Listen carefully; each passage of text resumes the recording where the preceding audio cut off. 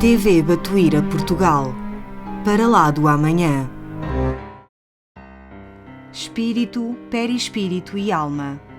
Neste livro, o autor descreve-nos o seu modelo para o espírito, o modelo organizador biológico, MOB, que é uma parte integrante do mesmo, dado que é o responsável pelos registros experimentais obtidos e conquistados desde o aparecimento dos primeiros seres vivos na Terra. E então que o amor de Jesus, as suas bênçãos, nos envolvam a todos, a partir deste momento e sempre.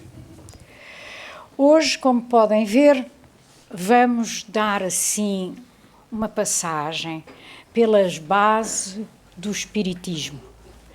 Vamos relembrar porque é que o Espiritismo é considerado o Consolador prometido. Efetivamente, nos dias de hoje, assiste-se a um é inegável o crescimento da vertente espiritualista no mundo. As pessoas vão à procura de soluções imediatas para os seus problemas e também de revelações fantásticas. As pessoas vão muito à procura disso e muitas vezes através da sua curiosidade que chegam realmente, depois de passarem por várias fases no espiritualismo, que chegam ao espiritismo. Mas, efetivamente, o espiritismo é diferente porque nos ensina que os sofrimentos, que a dor, são temporários e que se atenuam ou até desaparecem através do trabalho digno e não só o trabalho material, mas especialmente o trabalho espiritual e também não só através desse trabalho, como do conhecimento, os quais levam o indivíduo a pouco e pouco a harmonizar-se com as leis divinas. Kardec, na introdução do Livro dos Espíritos, diz-nos muito claramente que o Espiritismo é a restauração do cristianismo nas suas bases mais puras. E é realmente isso que a doutrina espírita oferece ao homem. Oferece o conhecimento da verdade que eleva o espírito. Então, o que é o espiritismo? O espiritismo, dizemos nós, e é Kardec quem o diz, e eu gosto muito da imagem que encontrei na net, porque é exatamente aquele triângulo de que nos fala Emmanuel, o guia de Chico Xavier, em tantas e tantas mensagens, não é? Que ele sempre nos diz que o espiritismo é um triângulo formado pela religião e que tem na base a ciência e a filosofia, mas ela converge para o alto através da religião. É então a doutrina que foi revelada pelos espíritos superiores através de vários médiuns e que foi organizada, isto é, codificada, e daí chamar-se a codificação, e o codificador, porque ele é que foi o organizador, no século XIX, pelo pedagogo francês, professor Hippolyte Léon Denisard Rivail, que usou o pseudónimo de Allan Kardec. Ele era conhecido como pedagogo, tinha já publicado vários livros de estudo, digamos assim, e, portanto, ele não quis de maneira nenhuma misturar as duas coisas e adotou o pseudónimo de Allan Kardec quando lhe foi dito por um espírito amigo, Zéfiro, que ele, numa encarnação, tinha sido um druida na Gália e que o seu nome tinha sido Allan Kardec. E, a partir daí, ele adotou para codificar, para organizar, então, a doutrina dos espíritos.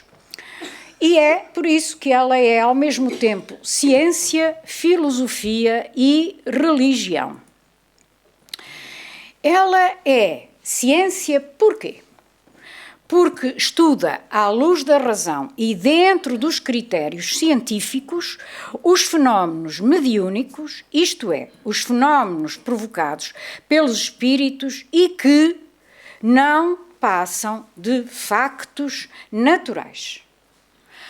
Todos os fenómenos, mesmo os mais esquisitos aparentemente, têm uma explicação científica. A priori já se sabe que no espiritismo não existe o sobrenatural. Tudo tem uma explicação lógica e natural. Ela é filosofia, a doutrina ou o espiritismo, porque dá uma interpretação da vida e responde às perguntas que todos nós nos fazemos normalmente. De onde é que viemos? Para onde é que, porque é que aqui estou? Porque é que aqui estamos? E para onde vou ou para onde vamos? E qualquer doutrina que dê uma interpretação da vida, que tenha uma concepção própria de ver o mundo, é considerada uma filosofia. Daí a doutrina espírita ser uma filosofia. E, finalmente, e mais importante, é uma religião, porque tem por objetivo a transformação moral do homem, revivendo os ensinamentos de Jesus Cristo na sua verdadeira expressão de simplicidade, pureza e amor. É uma religião simples, tal como Jesus nos trouxe, que não tem nem sacerdotes, nem cerimónias, nem sacramentos de qualquer espécie, que também não tem rituais, que não presta culto a quaisquer imagens, sejam elas quais forem, que não usa velas, nem amuletos, nem incenso, nem roupas especiais, nem tem qualquer outra manifestação exterior. No entanto, atenção, a doutrina espírita ou espiritismo respeita todas as outras religiões e doutrinas, dando valor a todos os esforços que se fazem para praticar o bem e para que haja realmente uma convivência fraternal entre todos os homens. Vamos então ver que a base do Espiritismo é o quê? É o Livro dos Espíritos, cuja primeira edição foi lançada em 18 de abril de 1857, com 501 questões e dividida apenas em 3 partes. E a segunda e definitiva edição foi lançada em março de 1860, aí já com as 1018 ou 1019 perguntas, depende das edições, porque há a 1018A, ou há a 1018 e a 1019. Daí eu ter posto que são ou 1018 ou 1019, dependendo das editoras. Mas o contexto, aliás, não é o contexto, as palavras dessa pergunta ou estão na alineada 1018 ou estão com o número 1019. O texto é igual. E, portanto, são 1018 ou 1019 e dividida já nas 4 partes que nós conhecemos hoje. Então, diz-nos Kardec, no Livro dos Espíritos, no prefácio, que foi escrito o Livro dos Espíritos, ele, desde o princípio, nunca se arrogou, dizendo que era ele que tinha escrito o Livro dos Espíritos. Ele sempre fez questão, e muito bem, de dizer que tinha sido escrito por ordem e através dos ditados, ou seja, das mensagens dos espíritos superiores. E dizia mais, e diz, nada contém que não seja a expressão do pensamento deles e que não tenha sido por eles examinado. Por sua vez, no prefácio, na segunda parte das obras póstumas, ele diz também o seguinte: da comparação e fusão de todas as respostas coordenadas, classificadas e muitas vezes retocadas no silêncio da meditação, foi que elaborei a primeira edição do Livro dos Espíritos, publicada em 18 de abril de 1857. Hoje em dia, lançada pela Federação Espírita Brasileira, temos o Dia do Livro Espírita, precisamente no dia 18 de abril, para comemorar o lançamento do Livro dos Espíritos. Então, na literatura espírita, vamos, portanto, encontrar todos os recursos que desejarmos para a nossa transformação íntima, a começar pelas obras da codificação, que são 5. No Livro dos Espíritos, temos a parte filosófica, para o fortalecimento de um pensamento bem formado. No Livro dos Médiuns, que é o segundo, é-nos ensinado como se deve praticar a mediunidade.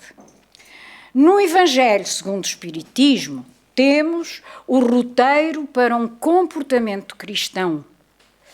Mas, atenção, conhecermos o Evangelho não chega. É preciso praticá-lo. No Céu e no Inferno, temos a ilustração do que é o mundo espiritual. Está dividido em 2 partes e, na segunda especialmente, temos imensos testemunhos das mais diversas situações contadas pelos próprios desencarnados com que eles se depararam depois da morte do corpo físico. E, finalmente, na Gênese, Kardec explica não só a Gênese bíblica, como a formação do universo. E diz-nos o que são os milagres, mas explicadas pelas leis da natureza e produto da modificação dos fluidos que nos rodeiam a todos nós, não é? Ou seja, aqui na Gênese, Kardec faz com que a ciência e a religião caminhem juntas e, deste modo, fortalecendo a fé daqueles que acreditam em Deus. Além disso, temos ainda, e muito importante, não só a codificação, como aquilo que veio a seguir à codificação, que são as obras complementares, a obra monumental, diria eu, que veio a seguir à monumental também, a codificação, escrita pela mão do mesmo espírito, em 2 encarnações seguidas, como é Chico Xavier, que tinha sido Kardec, e que voltou como Chico Xavier para complementar e completar a obra que tinha sido começada no século XIX. Neste momento, a obra de Chico Xavier já vai em 491 livros. Recebi hoje mesmo essa confirmação. 491 livros estão publicados, todos da lavra de vários espíritos, essencialmente Emmanuel, o seu guia, e André Luiz, e de muitíssimos mais espíritos que por ele se comunicaram e mandaram mensagens. Mas neste momento já são 491 obras, porque havia muitas mensagens, muitos ditados espalhados por diversos amigos, a quem, com um trabalho muito bom, feito por Geraldo Lemos Neto, ele tem ido recolhendo tudo e todas aquelas outras caixas e caixotes que foram encontrados na casa de Chico depois da sua desencarnação e que têm sido gradualmente publicados e, portanto, postos em livro e publicados. Portanto, já vai em 491. Mas, continuando com o Livro dos Espíritos, neste caso, e como é que o Espiritismo é o Consolador Prometido, e nós sabemos que o é, diz Kardec também ainda no prefácio: só a ordem e a distribuição metódica das matérias, assim como as notas e a forma de algumas partes da redação, constituem obra daquele que recebeu a missão de os publicar. Ou seja, Kardec aí é claríssimo para que não fique nenhuma dúvida de que não é dele a obra que ele está a publicar. É, sim, dos espíritos superiores. E então vamos ver que o Livro dos Espíritos é o tronco de onde saiu a árvore, os galhos, digamos assim, da codificação. Da primeira parte, as causas primárias, saiu o último livro, por coincidência, a Gênese, que foi publicado um ano antes, até nem foi um ano, foram uns meses antes da desencarnação de Allan Kardec, foi em 1868. Da segunda parte, o mundo espiritual, ou o mundo dos espíritos, saiu o Livro dos Médiuns, foi o segundo publicado em 1861. Da terceira parte, as leis morais, saiu o Evangelho segundo o Espiritismo, publicado em 1864. E, finalmente, da última parte, da quarta, que tem o título Esperanças e Consolações, saiu O Céu e o Inferno. Então, com esses testemunhos de pessoas, de indivíduos que já desencarnaram e que vêm contar as condições em que se encontram e porquê que estão nessas condições. Mas não podemos de maneira nenhuma falar de espiritismo sem falar em Jesus, porque ele é o guia e modelo da nossa, do nosso planeta, do nosso mundo, da Terra. E na pergunta 625 do Livro dos Espíritos, precisamente, é perguntado por Kardec qual é o tipo mais perfeito que Deus ofereceu ao homem para lhe servir de guia e modelo. E a resposta é claríssima: Jesus. Peço desculpa. E Kardec diz numa nota logo a seguir que Jesus é para o homem o tipo de perfeição moral a que pode aspirar a humanidade terrena. O que significa que, para além de espíritos perfeitos que nós conhecemos, há mais alguma coisa, há ainda mais perfeição. Mas para nós, que estamos na Terra, reparem bem, é o tipo de perfeição moral a que nós podemos aspirar. E é muitíssimo bom, digamos, não é? Já é extraordinário. E não conseguimos lá chegar, senão daqui não se sabe daqui a quanto tempo, não é? Depende só de nós. Mas ele diz: Deus nos ofereceu como o mais perfeito modelo.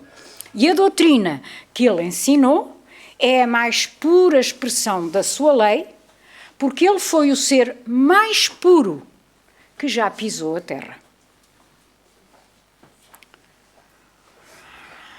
E porquê é que vamos então pensar no Consolador Prometido, que é o Espiritismo? Jesus veio dizê-lo claramente. Vamos ver. Em João, no capítulo 14, nos versículos 15 a 26, ele diz o seguinte: se me amais, guardai os meus mandamentos. E eu rogarei ao Pai, e ele vos enviará outro Consolador, a fim de que fique eternamente convosco. Continua e depois diz: e que vos ensinará todas as coisas, e vos fará recordar tudo o que vos tenho dito. E continua: Mas o Paráclito, o Santo Espírito, que o meu Pai vos enviará em meu nome, vos ensinará todas as coisas e vos fará lembrar o que vos disse. Atenção que eu pus esta nota de que Paráclito significa mentor, ou protetor, ou defensor. Portanto, ele está a dizer, Jesus, mas o mentor, o vosso protetor, o Santo Espírito, em que noutras ocasiões ele chamou Espírito da Verdade, Jesus, diz, enviará em meu nome. Bom, portanto, por estas palavras verificamos que o Consolador prometido por Jesus seria enviado à Terra, então, com a missão de consolar, de lembrar aquilo que Jesus nos tinha dito e de ensinar todas as coisas. Isto é, de ensinar a verdade. E esse ensinamento com a verdade eleva, portanto, o Espiritismo à categoria de uma nova revelação, que seria a terceira, uma nova revelação das leis de Deus aos homens. Segundo Emmanuel, no livro O Consolador, na pergunta 271, Emmanuel diz-nos que a primeira revelação das leis de Deus aos homens foi feita por Moisés, com os 10 mandamentos. E que ele nos trouxe o quê? Ele trouxe-nos a justiça. A segunda revelação é então trazida por Jesus, que nos traz o amor. E a terceira revelação é então o Espiritismo, é o Consolador prometido por Jesus, que nos traz então a verdade. Isto são palavras de Emmanuel. Portanto, o Consolador, como Espírito da Verdade, tinha de dar ao homem o conhecimento da necessidade da sua origem, da precisão de passar em várias encarnações na Terra e também tinha por missão dar conhecimento ao homem do seu destino. E espalhando, enfim, por toda a parte, não só a esperança, como também o consolo que vem da fé. E aqui diz-nos no Evangelho, no capítulo 1, ponto 7, Kardec, assim como o Cristo disse. Não é, peço desculpa, não é Kardec, não. É o próprio Espírito da Verdade. Assim como Cristo disse, não vim destruir a lei, mas cumpri-la, também o Espiritismo diz, não venho, estou a dizer mal, não estou, desculpem, passei para o seguinte, peço desculpa. Portanto, como Consolador prometido, voltamos atrás, o Espiritismo vem fazer o quê? Vem abrir os olhos e os ouvidos, porque fala sem figuras nem alegorias. Não existe nada de escondido no Espiritismo. É por isso, é um dos motivos, porque ele é o Consolador prometido. Levanta os véus que foi intencionalmente lançado sobre certos mistérios. Mostra quais são os objetivos dos sofrimentos, apontando-os como crises salutares que traduzem a cura e como meio de depuração que garante a felicidade nas existências futuras. O Espiritismo dá, portanto, uma fé inabalável no futuro e a dúvida pungente nunca mais se apodera da alma. Com efeito, a relação entre o Espiritismo e o Consolador prometido está no facto da doutrina espírita preencher todas as condições inerentes ao Santo Espírito, a esse Paráclito, a esse Espírito da Verdade anunciado por Jesus. E, tal como assinala Kardec, o Espiritismo vem então abrir os olhos e os ouvidos de todos e levanta o véu que foi intencionalmente lançado sobre certos mistérios. Esse véu foi lançado pelos homens, não por Jesus. E então, sim, Kardec foi, portanto, o instrumento de que o alto se serviu para completar a mensagem de Jesus Cristo, tal como ele próprio tinha prometido, através de uma doutrina extremamente consoladora e intimamente ligada aos ensinamentos morais contidos nos seus evangelhos. E agora sim, assim como Cristo disse, não vim destruir a lei, mas cumpri-la, também o Espiritismo diz, não venho destruir a lei cristã, mas dar-lhe execução. E, continua o Evangelho, nada ensina que seja contrário ao que ensinou o Cristo. Apenas desenvolve, completa e explica, em termos claros para toda a gente, o que foi dito apenas sob uma forma alegórica. Na sua análise, o Espiritismo aprofunda o quê? Em essencialmente 10 pontos.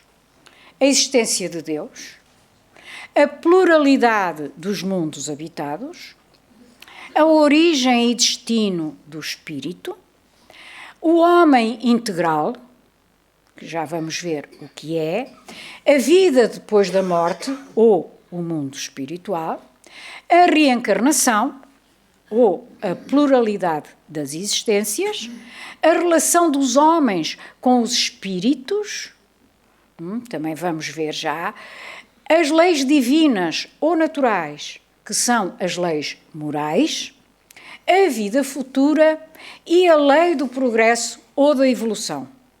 Esta última, através da educação moral, da reforma íntima e da prática do bem.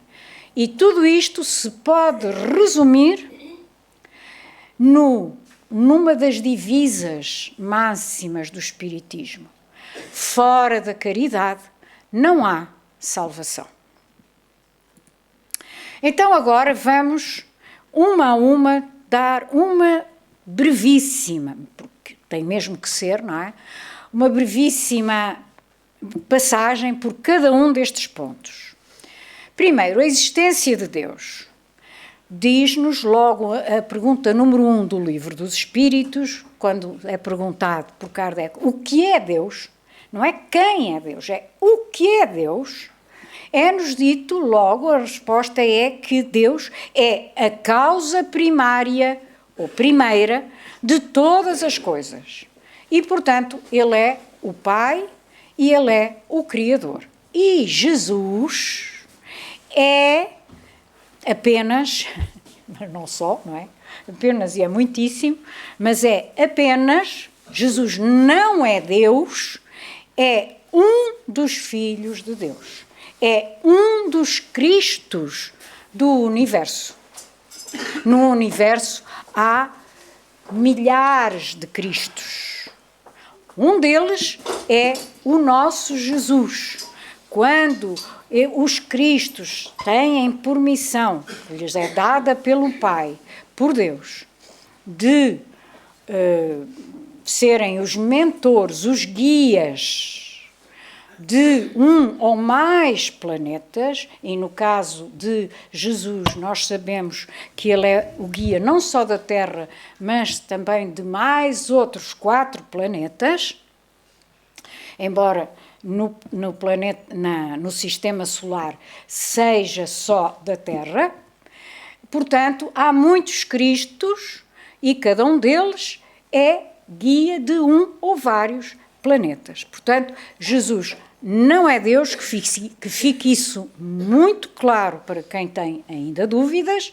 Jesus, para o Espiritismo e segundo aquilo que os espíritos superiores sempre disseram, é um dos filhos de Deus, muito próximo dele, de Deus, mensageiro direto espírito e médium direto de Deus, mas não é Deus. A segunda é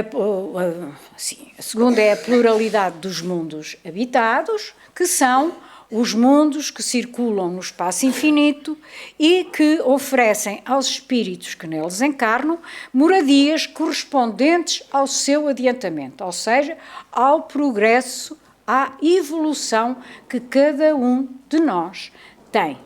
E podemos ver, eu já pus aqui onde é que isto aparece, é no Evangelho segundo o Espiritismo, no capítulo 3º, no ponto número 2. O ponto número 3 é a origem e o destino do espírito. E no Livro dos Espíritos, na pergunta 115, é-nos dito que Deus criou todos os espíritos simples e ignorantes, isto é, sem saber. E estes simples e ignorantes não é que nós tenhamos nascido já como homens simples e ignorantes. Não. Significa que tivemos um processo evolutivo em que viemos de muito atrás, passando pelos diversos reinos, até chegarmos ao reino, digamos assim, animal.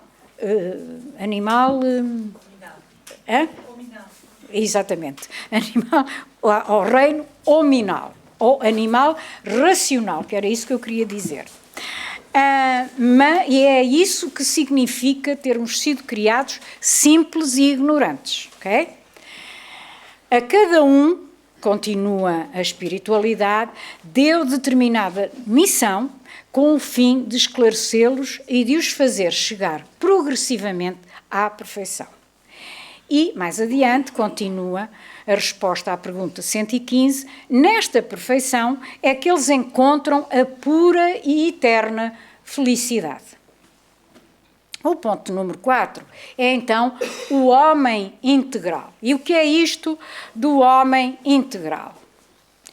É isto que está aqui, neste desenho do Carlos Parchen, que é corpo. Vamos começar por cima e pelo mais importante. Espírito, perispírito e corpo físico. É isto que nos é ensinado pelo Espiritismo, que o homem, quando está encarnado, tem mais o corpo físico, não é? Quando está desencarnado, é constituído apenas por espírito e perispírito. E o que é o perispírito? É uma condensação do fluido cósmico universal em torno de um foco de inteligência também chamado alma. A alma quando está encarnado e quando está desencarnado chamado espírito. Ok? Ponto número 5 é a vida depois da morte ou o mundo espiritual. Também no Livro dos Espíritos, na pergunta 149, diz que depois da morte, o que é que nos acontece? Que voltamos a ser espírito, isto é, volta ao mundo dos espíritos de onde se separara momentaneamente, mas não perde a individualidade. Ou seja, aquilo que eu era, eu vou continuar a ser do lado de lá. Com os meus vícios, com os meus defeitos, com as minhas virtudes, com tudo aquilo que eu tenha de bom e de mau. Eu vou continuar igualzinha àquilo que era do lado de cá. Inclusive a minha aparência física. Nessa altura passa a ser a minha aparência espiritual. Mas como nós sabemos que o corpo físico é uma cópia do corpo espiritual, do perispírito, eu quando passo para o lado lá apenas deixo o meu corpo físico, mas continuo igualzinha do lado de lá com o meu perispírito, ok? E, portanto, continua-se a pensar, a sentir e a interagir com encarnados e desencarnados, na mesma. E vamos já ver a seguir o que é que isso significa. Mas temos ainda aqui o ponto 6, que é a reencarnação ou a pluralidade das existências. E na pergunta 171 do Livro dos Espíritos, outra vez, diz-nos que todos os espíritos tendem para a perfeição e Deus faculta-lhes os meios de alcançá-la, proporcionando-lhes as provas da vida física. Ou seja, que a vida física é mais do que um passeio. Nós vimos aqui, não só porque precisamos, e é essencial e indispensável, as sucessivas vidas físicas, mas e porquê que é essencial? Porque nós trazemos do passado uma carga muito pesada de vícios, de defeitos, de crimes até, que precisam, para nós avançarmos em direção à perfeição, precisam de ser saldados. E é no corpo físico e através das dores e dos sofrimentos que nós quitamos essas dívidas, que nós saldamos as nossas dívidas. E é por isso que o Livro dos Espíritos, nesta pergunta, na resposta à pergunta 171, diz que a sua justiça, a justiça do Pai, de Deus, concede-lhes realizar em novas existências aquilo que não puderam fazer ou concluir numa encarnação. E como, infelizmente, estamos num mundo que sabemos que é um mundo ainda inferior e que, se aqui estamos, é porque não merecemos estar num melhor, significa também que todos ainda temos bastante a saldar. E, portanto, quanto mais depressa saldarmos, e esse saldar as nossas dívidas expressa-se extraordinariamente pela resignação pelas coisas que nos acontecem e que nos podem parecer terríveis, mas que são para nosso bem, e pela paciência. E também se saldam pelo trabalho, e pelo trabalho em favor do próximo. Então, vamos ver a sétima, que é a relação dos homens com os espíritos, a sua influência. E esta pergunta e esta resposta é muito conhecida entre os espíritos. É a pergunta 459 do Livro dos Espíritos, em que a pergunta é muito simples. Kardec pergunta à espiritualidade superior: os espíritos influem nos nossos pensamentos e nos nossos atos? E olhem a resposta.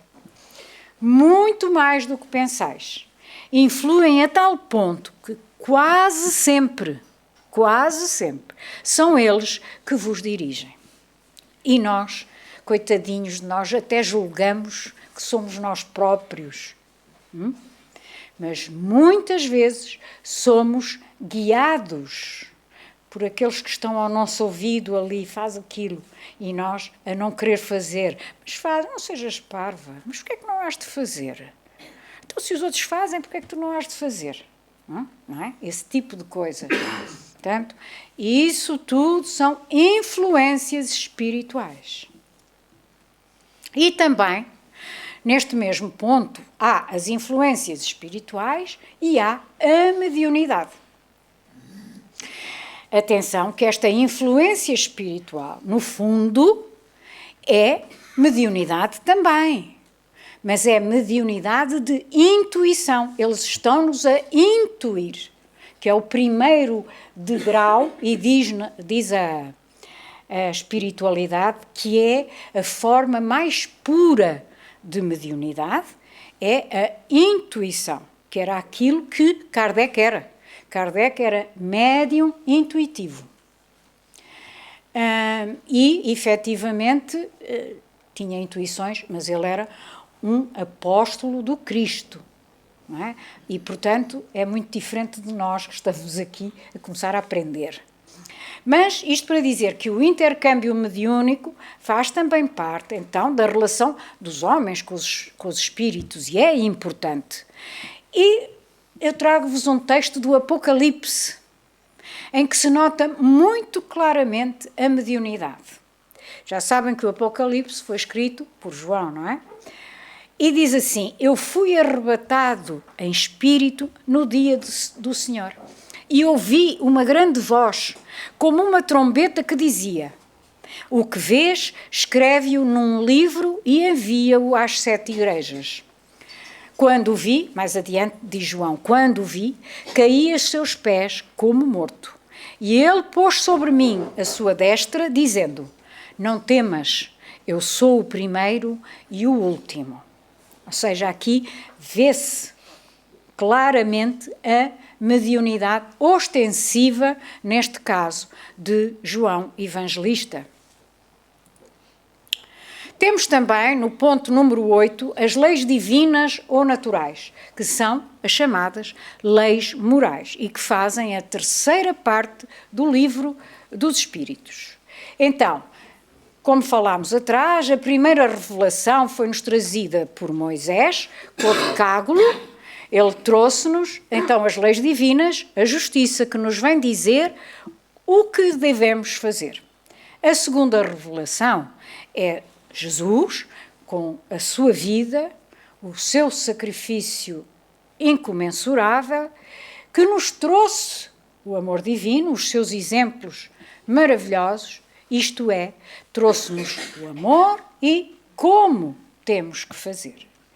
E, finalmente, a terceira revelação é Kardec com o Espiritismo. Aliás, é o Espiritismo trazido por Kardec.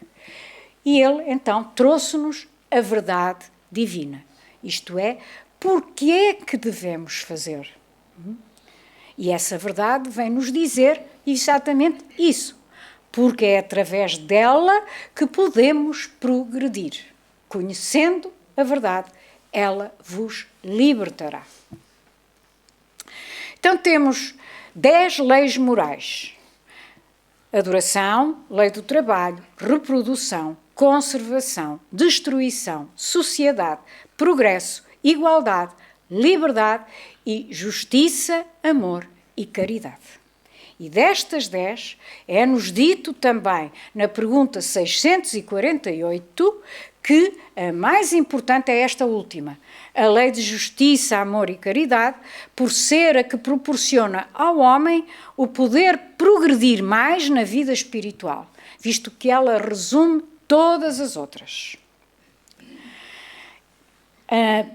O ponto número 9 é a vida futura. E diz-nos assim: o homem é geralmente o artífice da sua própria infelicidade. Praticando a lei de Deus, pode poupar-se a muitos males, presentes e futuros.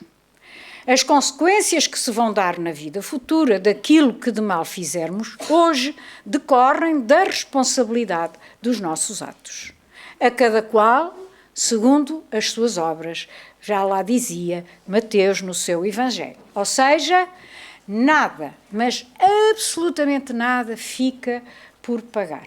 Nada. A lei do progresso, finalmente, é a 10ª, ou da evolução, e está baseada no ajuda-te que o céu te ajudará.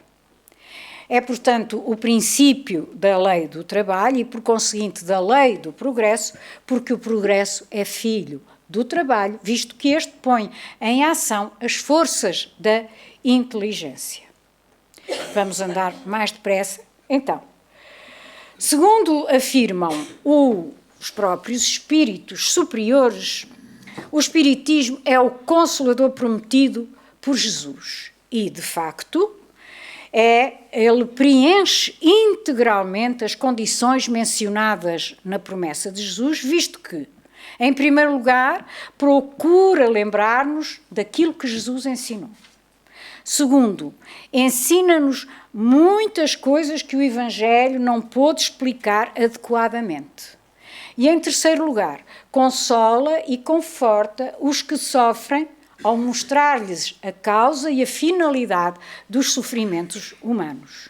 E é por isso que, no capítulo 6º do Evangelho segundo o Espiritismo, que se chama mesmo o Cristo Consolador, diz assim: o Espiritismo realiza o que Deus disse do Consolador prometido. Conhecimento das coisas, fazendo com que o homem saiba de onde vem, para onde vai e porque é que está na Terra. Atrai para os verdadeiros princípios da lei de Deus e consola pela fé e pela esperança. E ainda temos outra mensagem do capítulo 15.10 do apóstolo Paulo, que diz assim: meus amigos, é o final, quase. Meus amigos, agradecei a Deus, o final do ponto 10. Agradecei a Deus o ter permitido que pudesseis gozar da luz do Espiritismo. Não é que somente os que a possuem devam ser salvos. É que, ajudando-vos a compreender os ensinamentos do Cristo, ela faz de vós melhores cristãos. Ok? Mas não podíamos realmente falar do Consolador, do Espiritismo, e não falar do que significa o centro espírita, onde vimos aprender a ser cristãos como deve ser, digamos assim.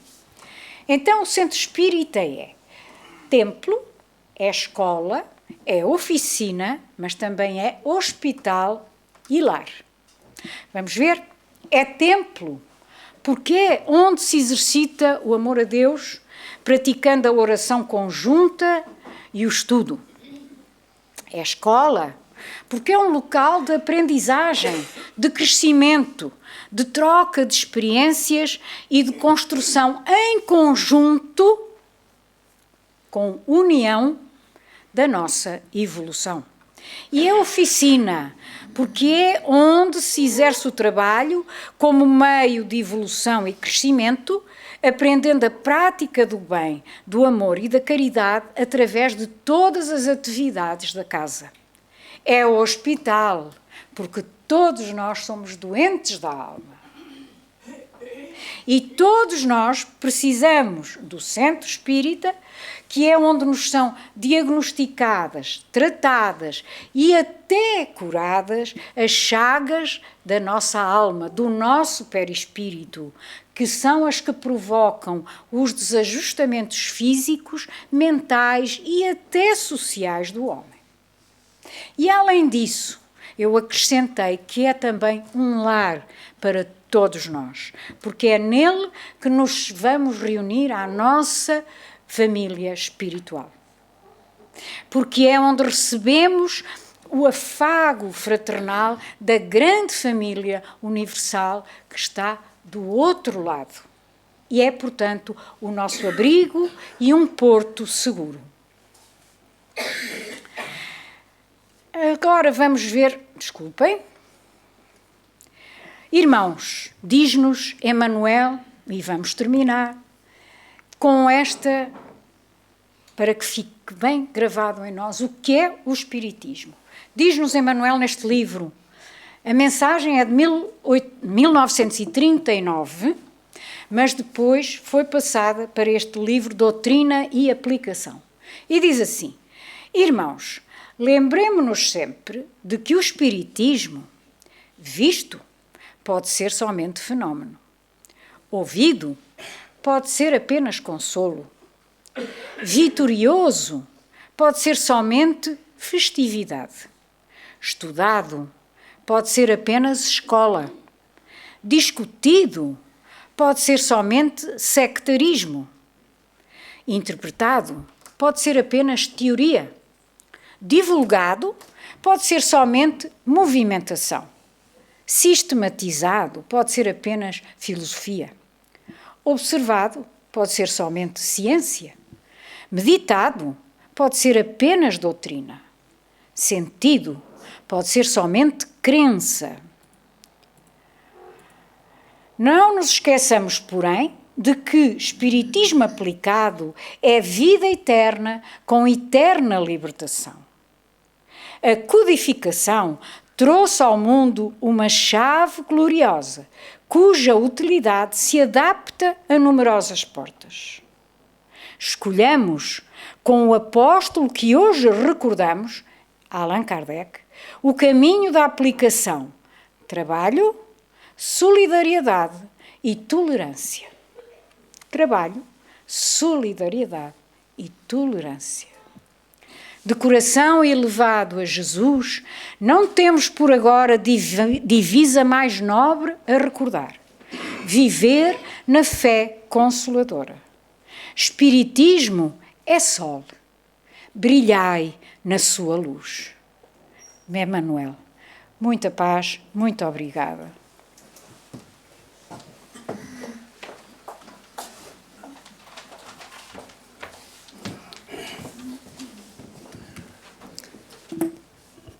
Como foi muito bem explicado aqui pela nossa Rosarinho, a base e os pilares da nossa doutrina, da doutrina espírita, da função da casa espírita, e aí que analisamos o nosso papel dentro de tudo isso, e ficando com as últimas palavras que ela ali colocou naquela mensagem, a doutrina espírita, quando ela surgiu com Allan Kardec, ela veio no momento propício do nosso planeta, quando, naquele momento de grande também evolução intelectual, onde havia muitos descobrimentos, descobertas a nível científico e não só em todas as áreas da ciência. Vinha então o Espiritismo para orientar essa evolução material. E aí pensamos hoje que nós evoluímos muito materialmente.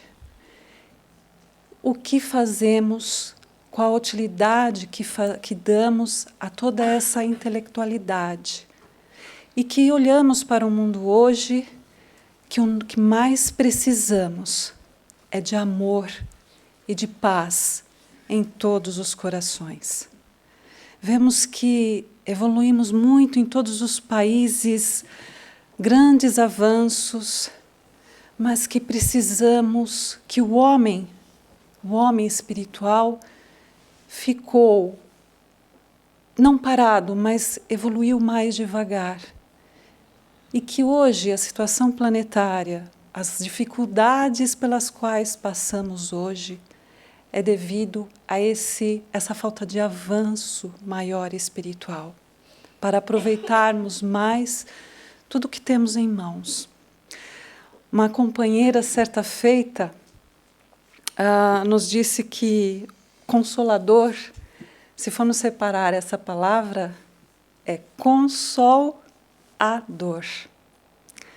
Que a dor, ela é um remédio amargo necessário para o aprendizado, mas não um castigo divino. E hoje vemos o caminho que a doutrina, o que a doutrina aqui explica e o que foi aqui colocado de todos os seus pilares, suas bases, vemos expressar muito hoje na arte, através dos filmes, através dos livros, filmes cinematográficos, o cinema, novelas. Em especial, se puderem, se terem oportunidade, vou aqui sugerir uma novela que eu tenho acompanhado, é difícil acompanhar, mas essa eu estou a acompanhar desde o início, que é Além do Tempo, passa na TV a cabo no Canal 10, onde ela mostra a reencarnação. Então, ela mostra o tempo anterior e depois vai mostrar o tempo atual. Eu sei porque acabei por ver um pouco as cenas à frente. E quando está no tempo seguinte, ele mostra a cena que tem relação com um tempo anterior, num tempo mais antigo. Então, mostra, por exemplo, as pessoas se encontrando na cena, que há aquela afetuosidade ou aquela animosidade, mostram o porquê numa vida anterior, e mostram a cena, está muito bem elaborado, e mostra muito bem a questão do livre-arbítrio. Eu achei muito, muito interessante, bem elaborado.